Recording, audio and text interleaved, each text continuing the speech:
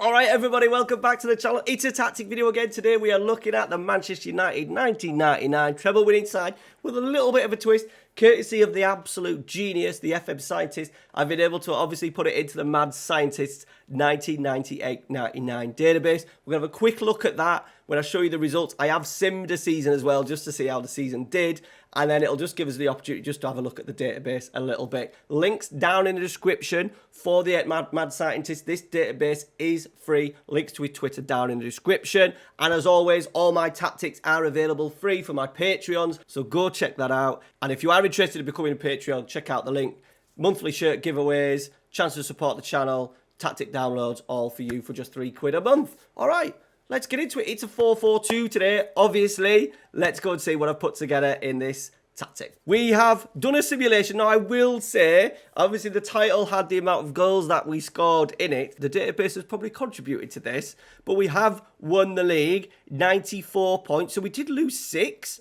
Leeds, all away from home, so fantastic unbeaten record. We scored a total of 157 goals in the season, 150 goal difference, 94 points. We won the league by 5 points, and really good as well. My main man, I think one of the Premier League's and Manchester United undervalued, underloved, underappreciated, Andy Cole. In terms of being an advanced forward, this man was absolutely incredible at it. Didn't offer a great deal in terms of build-up play at times, worked the channels really well, and he knew where the back of the net was.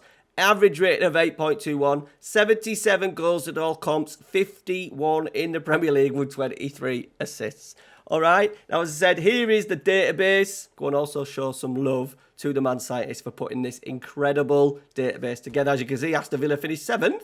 They're going in the Cup Winners' Cup. So it's got all the European competitions. There's also different leagues you can do. It's not just England as well. So go and check it out. All right, let's go and see what I've put together in this 4-4-2. Gone back to the start of the season just because everyone had gone on holiday at the end and there was red holiday flags everywhere. So I've just changed it. Okay, so in goal, by the way, I have got my very own face pack, regen pack. So what I get is, if there isn't a real picture in the game of the player, the computer then generates a picture.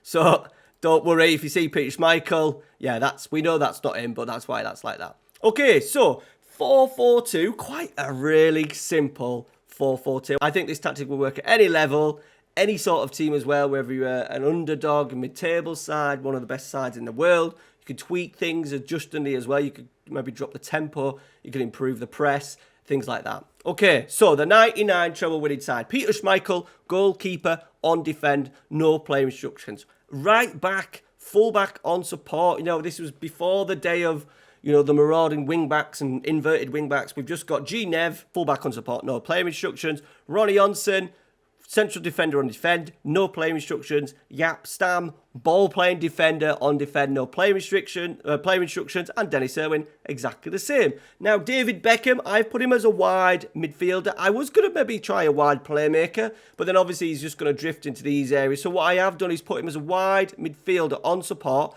but I've asked him to dribble less because he wasn't amazing at it. I don't want to see him like running and taking on players. That was never him. Cross more often and cross from deep, just so we encourage, obviously, to get him that little bit of whippage. How did David Beckham do? I don't know, because it's the start of the season. He did, in the opening game of the Premier League season, when we beat West Ham 12-3, he did have 7 assists, though. So, yeah, he's done all right there for the opening game of the season. Paul Scholes is an interesting one. It's taken, you know, over the years, you've gone from pretty much a second striker when he kind of first burst onto the scenes, advanced playmaker, rolling playmaker, defensive midfield, deep line playmaker, central midfield on attack. I have just gone with central midfield on support, but depending on who you are, what team you are, you could definitely change that to a whole variety of different things. I have got Paul Scholes, central midfield on support, take more risks and get further forward. Box to box midfielder, it's going to be Roy Keane. Those days before he got those bad knee injuries, he was often getting in behind, you know, with a Dwight York potentially dropping off. He would get in behind, third man runs, that sort of thing. So we want to encourage that with the box-to-box midfielder role. Ryan Giggs, winger. There's a chance that he could maybe be, in his later days, a wide playmaker, an inverted winger at times. Has he got any player instructions? Runs down the left, okay, so it makes sense to have him as a winger on attack. And then the front two, York and Cole, I've gone with Dwight York as a deep line forward on attack. He would obviously drop in, link play a little bit, but then at times he would work channels, etc. So that's why I've just gone for an attack rather than support. Make sure he gets nice and close to Andy Cole. And then, as I said at the start of the video, Andy Cole advanced forward on attack. Over the team instructions, we've got positive mentality, overlapping right because we want Beckham will obviously naturally hold it. He's not going to go to attacking because we've got wide midfield on support. Gary Neville getting around that overlap, getting around on the overlap. Slightly shorter passing, slightly higher tempo. In transition, we've just gone for a counter attack. I've left Peter Schmeichel to distribute how he needs to distribute it. And then depending on the circumstance. And then counter press, regroup. Yeah, he wasn't obviously too defensive tactic at the same time. It is the 90s. There wasn't that over-reliance on Gegen pressing and counter pressing. And that leaves kind of into where we've gone with that. I think the natural thing, I imagine a lot of people would assume, is that top teams would press. That's not the case. Especially in a 4-4-2, Man United would often drop into a mid-block, so I've just left that as it is. Trigger press more often, just so we could encourage us to press maybe a little bit more than what the general tactic would allow us to do. And then trap outside, get the ball pushed out onto the outside, then we trap the play from there. And then stop crosses, especially the 90s. I think Gary Neville spoke about that on numerous times. Getting close, stopping crosses, absolutely vital. Okay, that is the tactic. Let me know your thoughts down in the comments. There is also a chance to do a Parma tactic with this.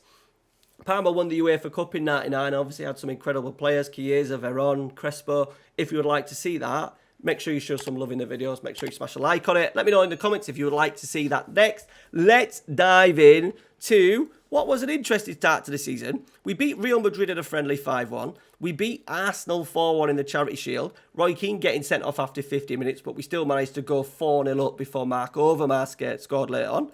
Would you like to see the 12 goals that we scored against West Ham? Let's go.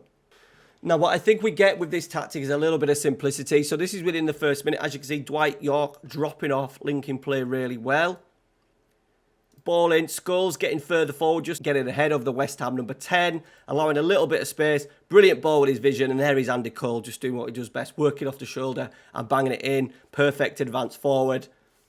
Scholes in again, Cole into Becks, cross it in, Dwight York at the back stick. Obviously, deep line forward and attack does obviously allow Dwight York to get further forward down that left-hand side.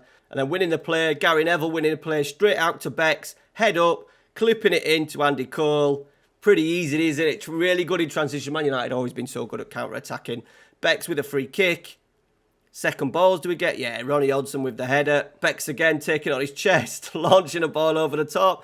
So good at breaking. Obviously, the counter-attack plays into that as well, getting that ball forward early. Also, pressing from the mid-block does allow the opportunity to counter-attack more than if it was a high press, because you're winning the ball back more in deeper areas. Giggsy drifting inside, out to Scholes. Beckham again. Crossing, Dwight York was good in the air, often nodding the ball in from in around sort of like the 6-yard box. Keano into Giggs, dribbling it himself this time and finding Andy Cole for another one. It's just basic, isn't it? Couple of passes, Yap Stam into the midfield, Scholes. We do have brilliant players. Into Andy Cole, Bosch getting to the back of the net. I think I'm going to use this tactic, with my Everton team. Season 2 with my Everton save. I think I'm definitely going to try and use it to see how well it actually works in the normal database. Andy Cole again. Obviously, it's just touch, hit. Get the ball out with the feet. You need, obviously, someone with Beckham's qualities. Good vision, good passing. Goal from West Ham. Well done, Ian Wright. Good passing, good technique. Clipping the ball in, mid-block, as I said, does help with that little bit of space in behind for your runners forward to run onto. All right, guys, that is it. I hope you've enjoyed it. Go plug it in. Let me know if you want to watch that Parma video. Patreon, links down in the description if you want to go get the tactic download. Shove it straight into your tactics folder within the FM23 folder. All right, guys, thanks for watching. Tomorrow's video is Urs Fischer's Bundesliga Union Berlin 3-5-2 and the problems it kind of creates within Football Manager. All right, guys, thanks for watching. Take care. See you later.